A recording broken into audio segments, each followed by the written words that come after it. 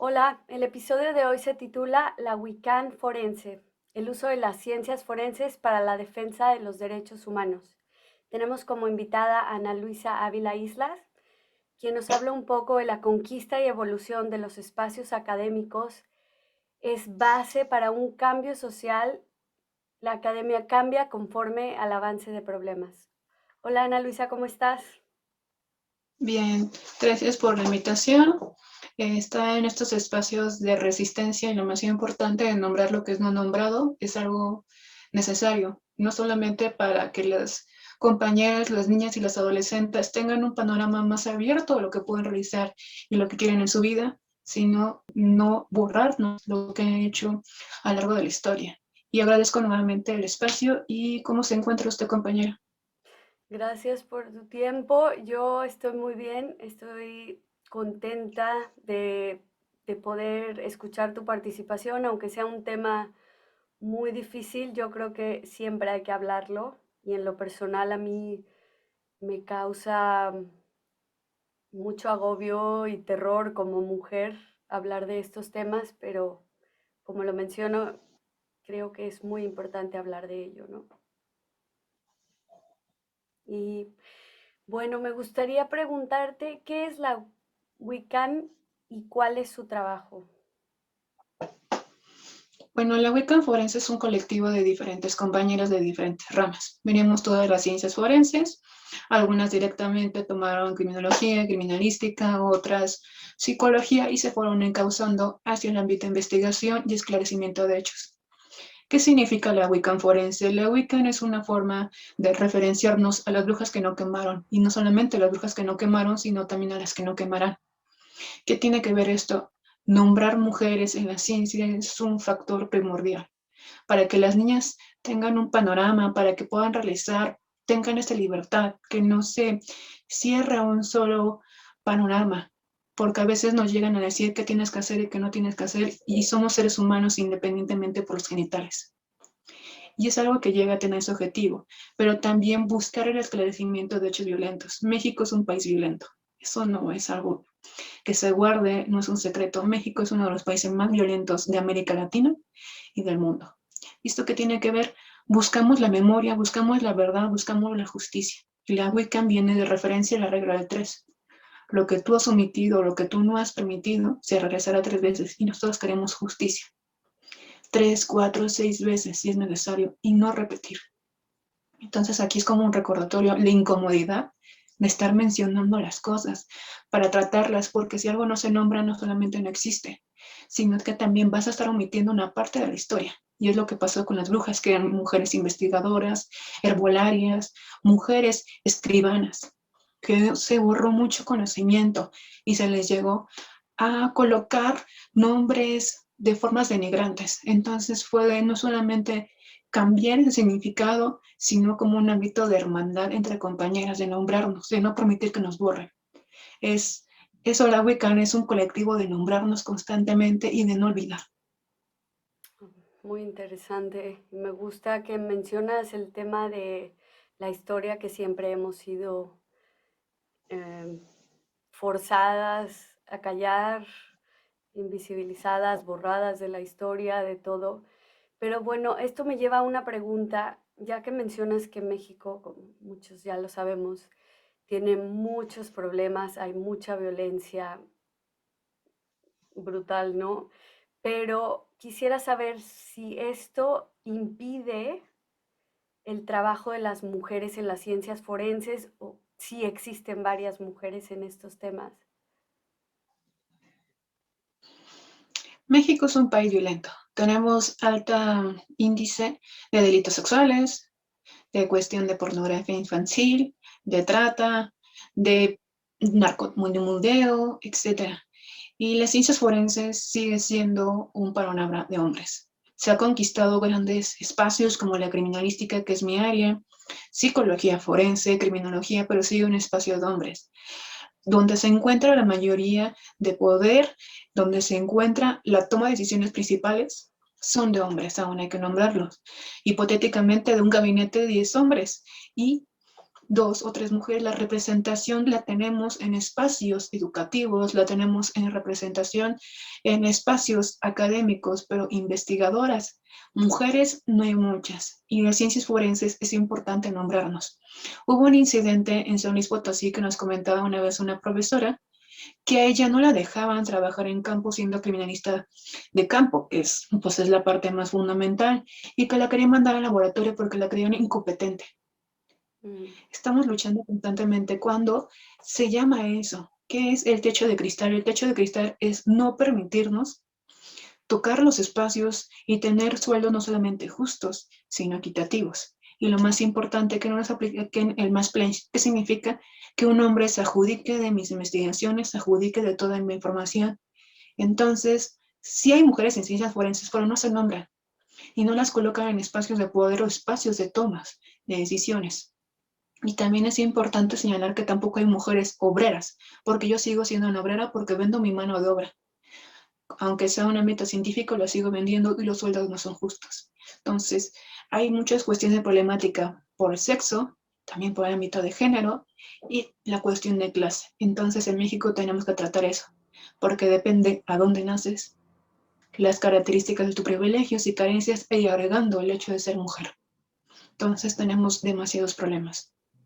Así es.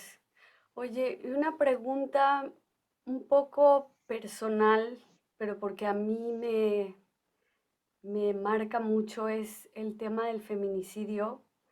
¿Qué es y por qué hay que diferenciarlo de un homicidio? Sí, es una pregunta muy importante que llega a veces a confundirse. Hay personas que dicen que la tipificación de feminicidio no tendría que existir y es una equivocación. ¿Por qué?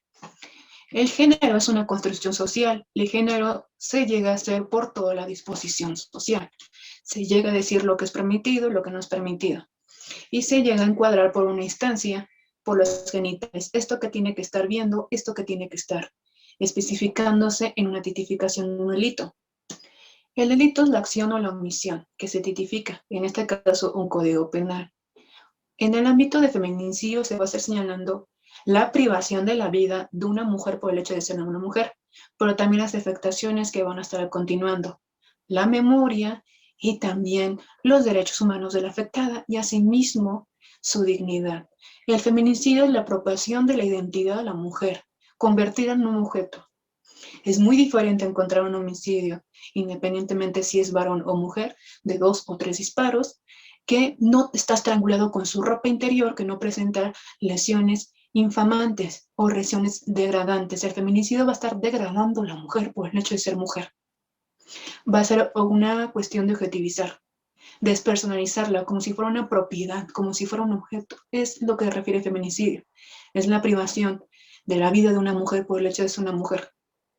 ¿Y por qué es importante? Porque si no se menciona, vamos a tratarlo simplemente como un homicidio. Por eso cuando se refieren a homicidios pasionales es lo más equivocado, es un feminicidio. Allí no hay pasión.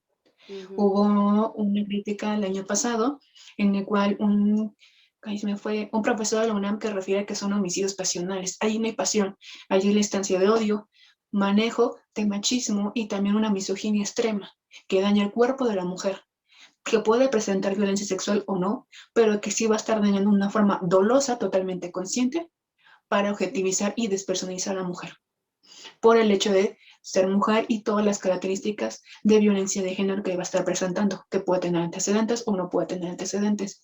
Y el homicidio simplemente es la privación de la vida de una persona, pero no tiene nada que ver su género ni sexo. Ok, pero ahora que mencionas ese caso del profesor, incluso estando en estas ciencias, el discurso sigue machista, por lo que veo, ¿no? ¿Sí? Y también a la cuestión del derecho penal, en sí de toda la cuestión de los juristas sigue siendo machista, pero muchas compañeras estamos trabajando y también se están agregando compañeros con sus limitaciones. ¿Por qué? Porque tienen que tener una desconstrucción y la desconstrucción es por vida. Si una compañera feminista, yo incluyéndome, me sigo desconstruyendo porque he aprendido cosas de una manera sistematizada desde pequeña, tengo que seguir con esa herramienta. Y las ciencias se tienen que desconstruir. ¿Por qué? Porque la ciencia es para la sociedad, es para un beneficio, se utiliza para avanzar, no para detenernos, ni hacer críticas irrisorias solamente porque yo tengo diferentes genitales. Y por eso es importante el cambio. Ok. ¿Y crees que ahora se registran más casos de feminicidio en México o siempre ha habido demasiados y antes no se publicitaba, no se hablaba de todo esto? El punto de quiebre que empezó a nombrarse la palabra feminicidio fue los feminicidios de Ciudad Juárez. Juárez. ¿Qué tiene que ver esto? En Ciudad de Juárez fue el quiebre. Ya había antecedentes desde 1983, pero se empezó a hacer el boom entre 1995 a 1996. ¿Esto qué tiene que ver? La maestra Marcela Lagarde trajo la palabra femicidio de Roosevelt, que es una compañera feminista. Esto que tiene que ver, se empezó a nombrar, a señalar y a señalar que había una violencia de género, porque antes solamente de violencia, pero es importante señalar que hay violencia de género para poder tratarla, para poder investigarla. Después de todo ese proceso se hizo toda una cuestión de protocolos, la disculpa obligatoria que estaba señalando la Corte Interamericana al decir que México sus investigaciones estaban mal. Después el caso de Mariana Lima, que nuevamente la Suprema Corte de Justicia me refiere a las equivocaciones de mi área. Después el caso de Lesbi, que INCIFO, Instituto de Ciencias Forenses de Ciudad de México, se disculpa por un maltrato y mala investigación en esta carpeta. Posteriormente tenemos la cuestión de la niña de calcetas rojas, tenemos el mal uso de las fotografías de la compañera Rubí que se difundieron en medios públicos. Tenemos muchas deudas forenses. Y el feminicidio siempre ha existido, pero se ha llegado a nombrar a un paso muy lento. ¿Por qué? Hay algo llamado estadísticas negras. Las estadísticas negras son todos los casos que no se tipifican como feminicidio, sino como homicidio o suicidio, que es en el peor de casos, como estaba pasando en el caso de Mariana Lima, pero se hizo toda una lucha por la señora Buendía, su madre, para que se nombrara. En el caso de la compañera Rubí, que lamentablemente es uno de los casos más impactantes, y hay que decirlo, le destazaron. ¿Por qué? Porque es una violencia de género que llega a despersonalizar y esos comentarios que hubo también misóginos al difundirse las fotografías y culpar a la víctima. El feminicidio es una cuestión constante. No solamente privar la vida, sino, compañera psicóloga, no me dejará mentir, es una afectación social. Cuando dicen que no podemos salir de esta área, tengo que estar haciendo esto, etcétera, es un medio de control. Entonces, es importante nombrarlo para tener políticas públicas, no solamente nombrados, sino políticas públicas en prevenir el feminicidio, en tratar la violencia, en desconstruir la sociedad y asimismo para llegar a tratar en caso que exista ya esa conducta. Nombrarla y no tener que estar cambiando constantemente cómo se tipificó el delito de una forma errónea. También tenemos el caso de Fátima, que su mamá estuvo batallando alrededor de casi 7 años para que se pudieran encarcelar a los victimarios, teniendo todas las pruebas, teniendo cámaras, teniendo todo eso. Y hacía comentarios de una pequeña de 12 años que estaba haciendo caminando sola. Independientemente de la hora, tendríamos que estar seguras, no tendríamos que tener miedo. Entonces, el feminicidio sigue en aumento. Anteriormente eran 10 feminicidios, ahorita ya son entre 11 y 12 dependiendo de la cuestión no solamente de violencia, sino también si se llega a tipificar, porque se puede nombrar, se señala con otro nombre y se invisibiliza. Y es importante entender eso. Y también tenemos un problema con la desaparición, que ha habido muchos casos de desapariciones que posteriormente encontramos el cuerpo, y no solamente una desaparición, sino también feminicidio. Tenemos el caso de las 3 muertes de Marisela, que era una señora que estaba buscando a su hija, que fue desaparecida y también fue privada de la vida. Posteriormente también la señora Marisela fue privada de la vida. Afuera de la instancia de, no sé si recuerdo si fue Ciudad Juárez o otro estado, pero sí. Entonces, una activista que tuvo que luchar y aún así la privaron de la vida. Siempre existe el feminicidio, solamente que no se nombra y no se tipifica. Ok, por eso sí es importante nombrarlo, ¿no? Como dices. Oye, ¿qué implica o qué significa abordar cambios en las investigaciones periciales desde la visión de la perspectiva de género? La perspectiva de género me va a estar señalando cuál es la violencia que presenta la víctima, porque pensamos feminicidio solamente violencia sexual. Puede no haber violencia sexual, pero la estrangularon con su pantaleta. y eso es denigración. Puede haber también una cuestión de mutilación. Lo que pasó con la compañera Rubí, la mutilaron. Puede también presentarse antecedentes, que pudo haber sido expareja, pudo haber sido algún tipo de cuestiones institucionales, que pudo haber sido profesor o profesora o también su empleado. Puede también presentarse que fue un lugar público o en un lugar privado, como una casa habitacional. El feminicidio nunca va a tener la misma característica de uno u otro, pero siempre van a estar compartiendo algo. Violencia de género, la violencia por el hecho de ser mujer. Entonces la perspectiva va a estar viendo eso. Siempre cuando hay un hecho violento, la muerte violenta de una mujer, de una niña o un adolescente, se va a estar investigando obligatoriamente con perspectiva de género. Vamos a ver si existe violencia feminicida. Si hay algún tipo de antecedentes, tenemos las características en el Código Penal Federal que nos dice si presenta desmembramiento, si puede haber estado quemada, si fue privada de libertad, de comunicación, si presenta violencia sexual, si presenta también un hábito de sometimiento o sus genitales se encuentran expuestos, etcétera. Si fue torturada, si también fue violentada con antecedentes, no encontraba antecedentes, etcétera. La violencia va a presentar muchas partes. Entonces, todas esas características vamos a estar investigándolas. La perspectiva de género va a estar buscando sus puntos, va a estar referenciando, va a tomar el género como un punto de visión para ver cómo limitó la vida y cómo se llegó a utilizar esa violencia para implementarla. Entonces, es muy importante. La criminalística con perspectiva de género va a estar visibilizando al lugar de investigación como un punto de diferentes herramientas que se pudieron haber usado, el intercambio entre víctima, victimario y el lugar de hechos, lugar de hallazgo, lugar conexo, que son características en la investigación, cómo estuvo la cronología y qué actos se cometieron y esos actos, qué significado llegan a tener en la violencia de género. Entonces, es muy importante eso. La perspectiva nos va a estar dando otra visión, no modifica la ciencia, sino que le da otro punto de, podemos decirlo, de lentes. Se llaman algunas compañías lente violeta. ¿Cómo que no modifica? No quita la imparcialidad de la ciencia porque muchos compañeros refieren que quita imparcialidad cuando no quita nada, sino que nos hace ver una visión distinta y nos abre más panoramas. Entonces nos va a estar ayudando en esa información, viéndolas de un punto diferente para probar esa violencia, para poder encuadrar el delito. En caso que si no existe violencia en género, se encuadra en otro delito. Pero no retira nada, sino que vamos descartando.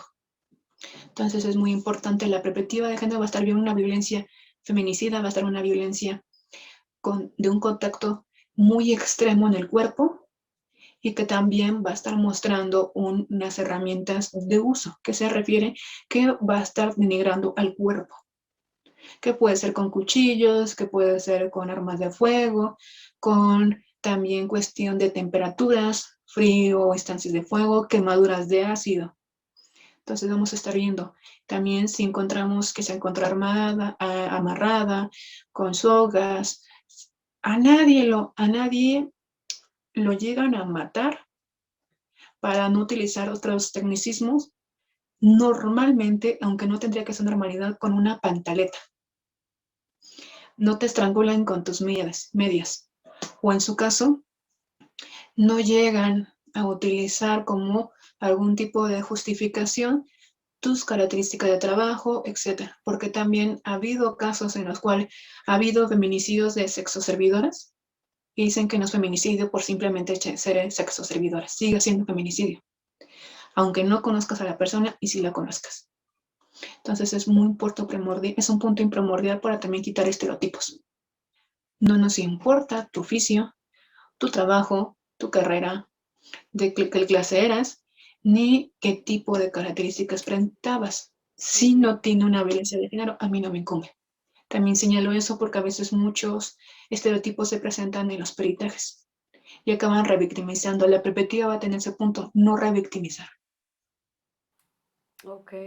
Oye, y es verdad, bueno, justo esta semana terminé un libro de Isabel Allende que menciona que cuando hay una violencia hacia un hombre se le llama tortura, a diferencia de una mujer, ¿no? O sea, yo no sé si, qué tan cierto es cuando te encuentras con una víctima que es un hombre y le llaman tortura, es que pobre fue torturado, y a la mujer no, usan otros términos.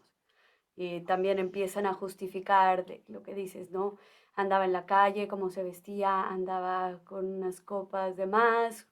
O sea, ¿crees que sí seguimos también como sociedad con esa diferencia de, bueno, en el lenguaje, ¿no? Como ya lo hablamos. México es un país sexista, clasista, lesfóbico. Es más fácil decir que no estamos mal. Esto que tiene que ver que México, siendo un país altamente machista, sigue creando estereotipos, sigue creando violencia de género, sigue creando violencia económica, violencia sexual, y también la sigue perpetuando. La tortura la puede presentar tanto la mujer como el hombre, y también la violencia de género la presenta el hombre. Por ejemplo, cuando son obligados a hacer algún tipo de conductas, iniciados sexualmente de una manera pronta, en prostíbulos, etcétera. No me encerraré mucho en ese punto, dado que la plática no va para allá, pero hay que referenciar que la violencia de género la sufre tanto el hombre como la mujer, y el patriarcado afecta tanto al hombre como a la mujer de maneras distintas, porque los afecta. ¿Y esto qué tiene que ver? La violencia de género llega a afectar distinto a mujeres y hombres.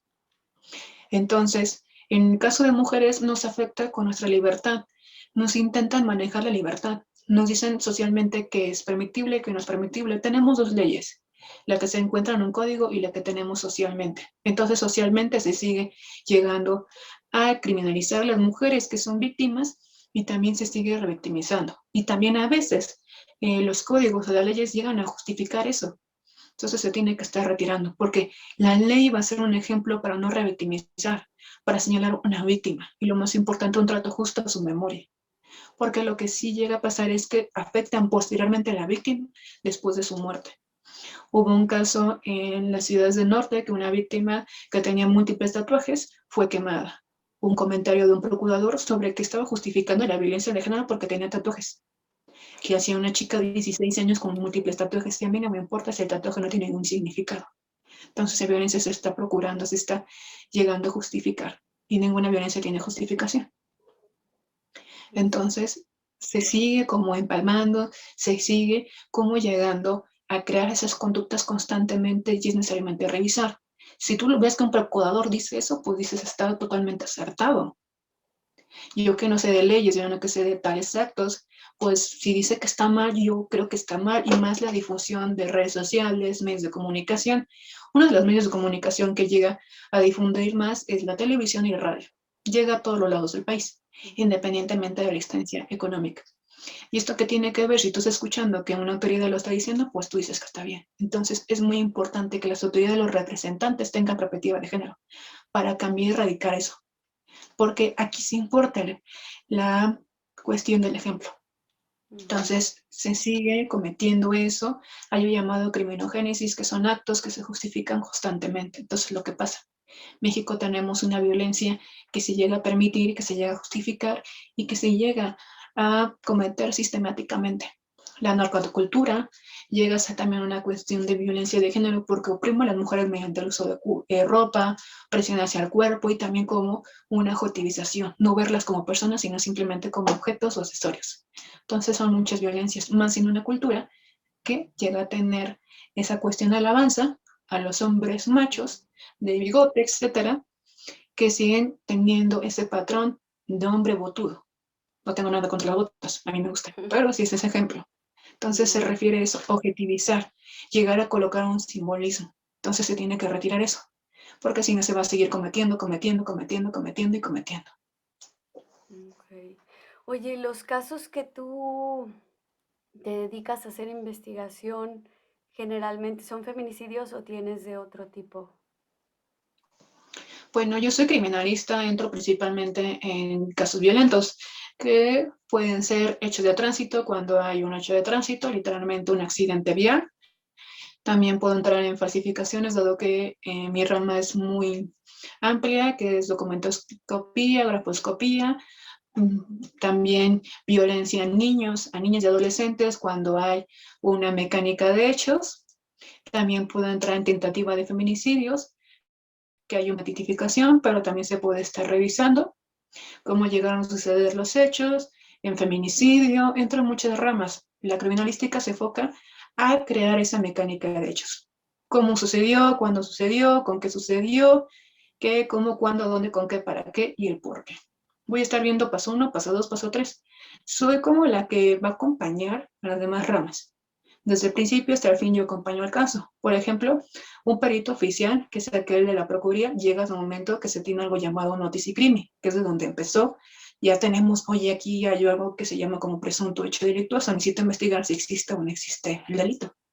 Porque quien da la info somos nosotros, para que el MP sepa, pues tiene estas características, se encuadra en tal delito. Entonces, para que se lleve ya además el proceso. Entonces, el crimen oficial lleva todo el proceso. Interacciona con el médico legista, con el toxicólogo, toxicóloga, también con el antropólogo, antropóloga. Vamos teniendo muchas informaciones y creando un peritaje, cada quien individual, pero el crimen engloba todo para decir qué sucedió. Es como si fuera una grabación. Nosotros explicamos parte 1, parte 2, parte 3, parte 4, parte 5, para el juez o la jueza tenga mayor información y para que sepa y él establezca si existe un delito o no existe un delito y una condena. Entonces vamos a decir nosotros, si hay tales conductas, se puede tener esta mecánica de hechos posible. Entonces nosotros acompañamos, en caso que eres privado, por ejemplo, yo soy privada, yo reviso las carpetas de investigación del oficial, ver si hay errores, hacer recomendaciones, principalmente trabajo para familiares víctimas de feminicidio, tentativas de feminicidio, también algunas falsificaciones y en su caso también ha habido hechos de tránsito que son manejados como hechos de tránsito, pero son feminicidios porque le pagan al camionero, le pagan al transportista para que atropelle a una mujer y es otra forma de feminicidio. Entonces me enfoco principalmente a la violencia de género y a perspectiva de género.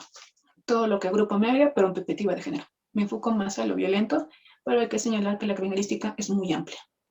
Ok, y cuando mencionas tentativa de feminicidio, quiere decir que también tienes personas que la libraron, por así decirlo, que no La fallecieron. tentativa,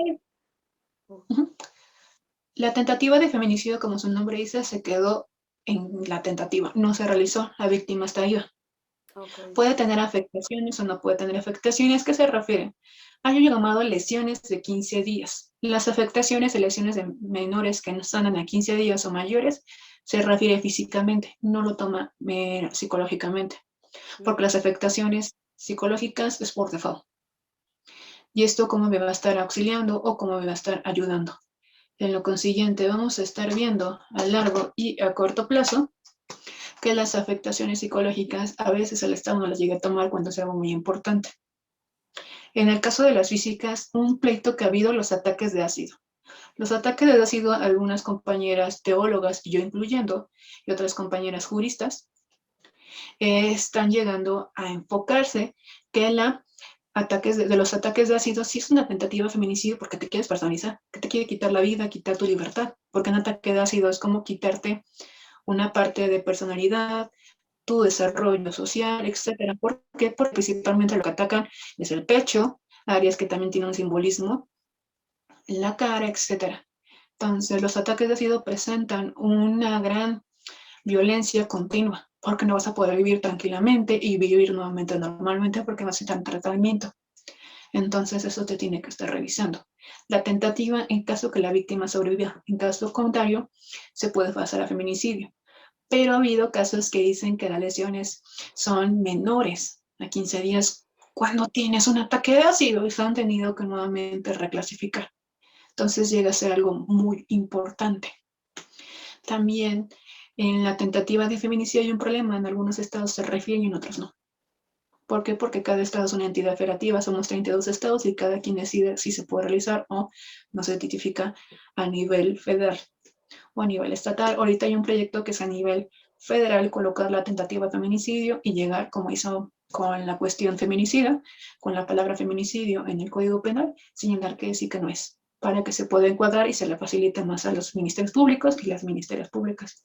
Pero aún así, a veces ni se llega a encuadrar. Entonces, tentativas cuando sobrevive la víctima, feminicidios cuando ya es una víctima fatal. Ya, ok. Oye, ¿y te has encontrado con procesos irregulares que violan los derechos humanos? Ay, tiro por viaje, Todos. la mayoría. Es muy raro que algún servidor o servidora pública no haya violentado un derecho humano. Mm, No diría que todos y todas están mal, ni todos y todos los procesos están bien o mal, pero sí hay muchas irregularidades. El proceso es tardío, violentan a la víctima, o en su caso, alguna de las dos partes presentan violación a derechos humanos. ok. Y esto me lleva a la siguiente pregunta. ¿Te has encontrado con victimarios que son inocentes?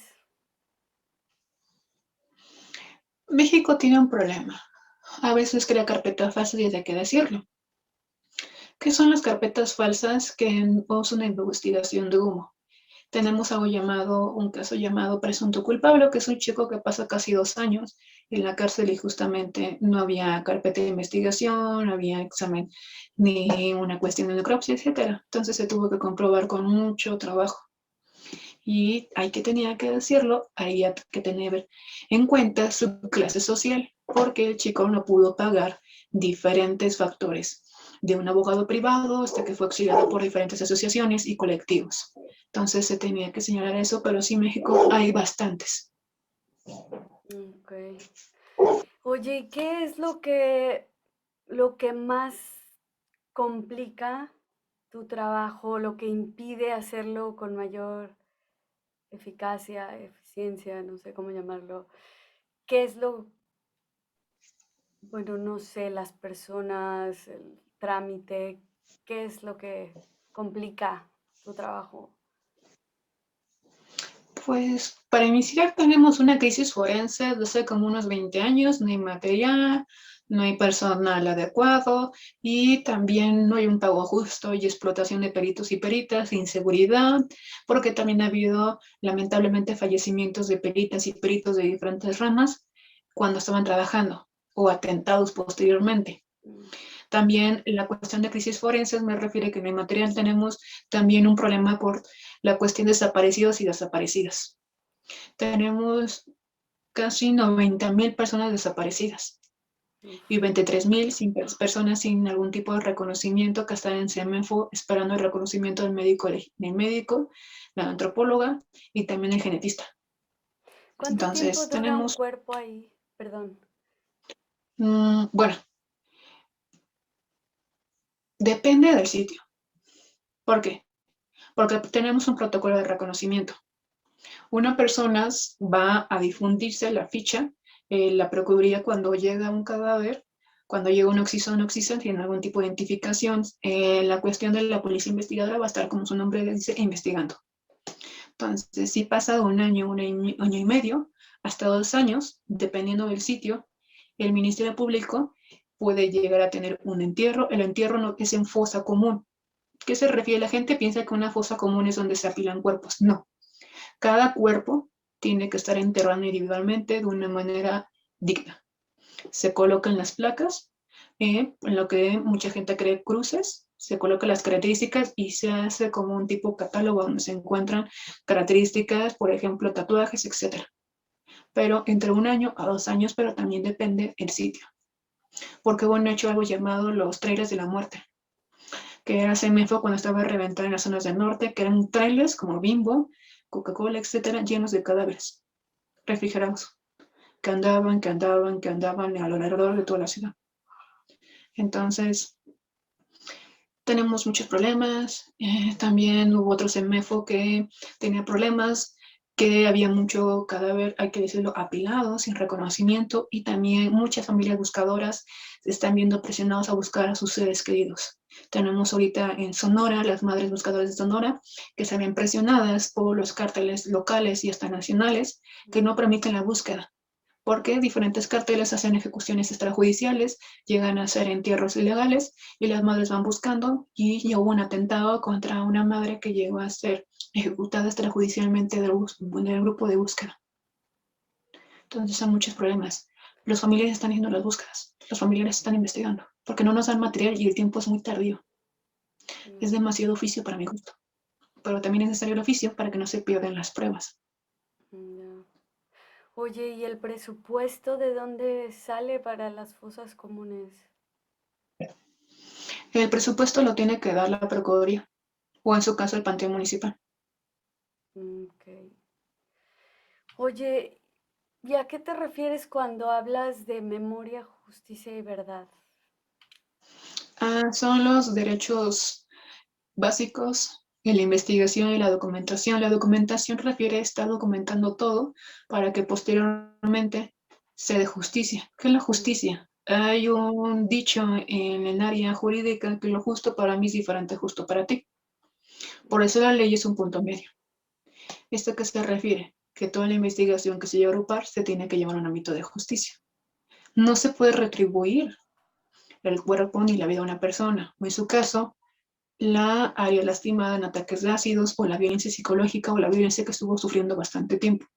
Es la justicia acercarse a la verdad histórica, señalar cuándo sucedió, cómo sucedió. La justicia se retribuye directamente a las víctimas, tanto indirectas como directas. La memoria es no olvidar. Si olvidamos, por ejemplo, el caso de Tlatelolco, que es algo muy famoso, se volvería a repetir. ¿Y cuántas veces nos está repitiendo matanzas a estudiantes? ¿Cuántas veces nos está repitiendo feminicidios? Se tiene que llegar a recordar los hechos para que no se permitan, para que estemos allí señalando constantemente. Eso es la memoria, recordar y que no nos borren y que nos lleguen a quitar que también eran personas, porque a veces se borran que eran personas y solamente le vemos como un cuerpo. ujú. Cuando tenían historia, cuando tenían familia, cuando tenían personalidad, cuando tenían sueños.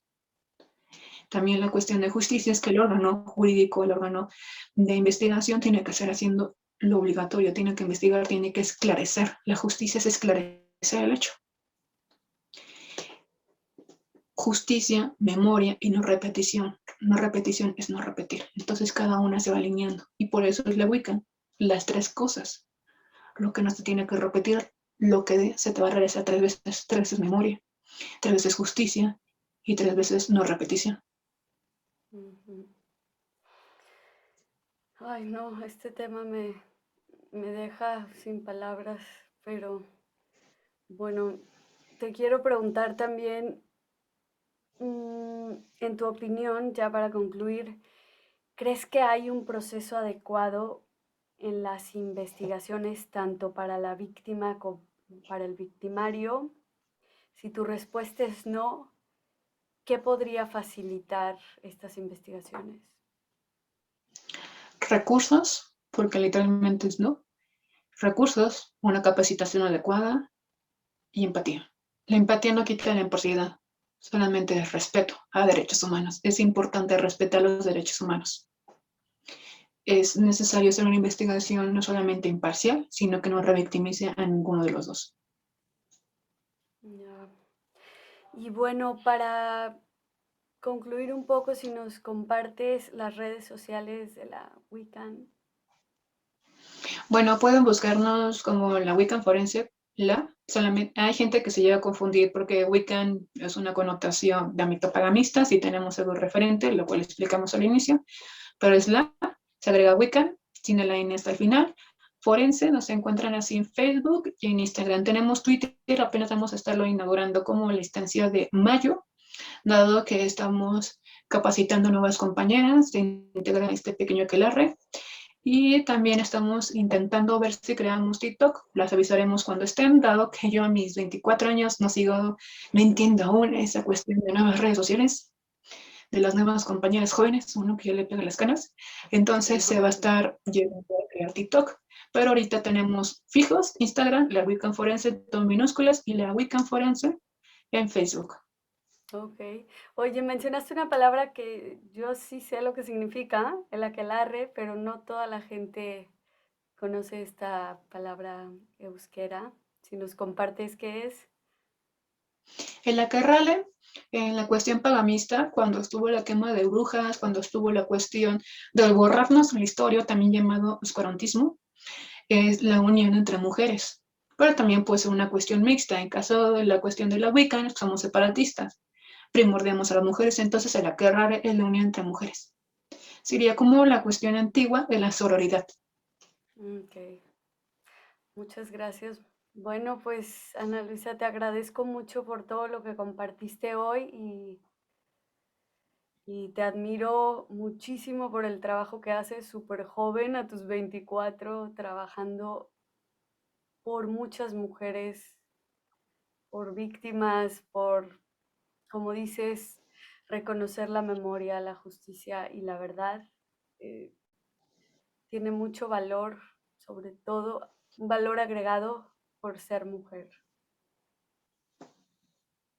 Te lo agradezco. Gracias a ti por este espacio y por esta resistencia en conjunto. Bueno, muchas gracias y estamos en contacto. Muchas gracias por estar aquí, escucharnos y ser parte de estas conversaciones. Yo soy Jules FM, hasta la próxima.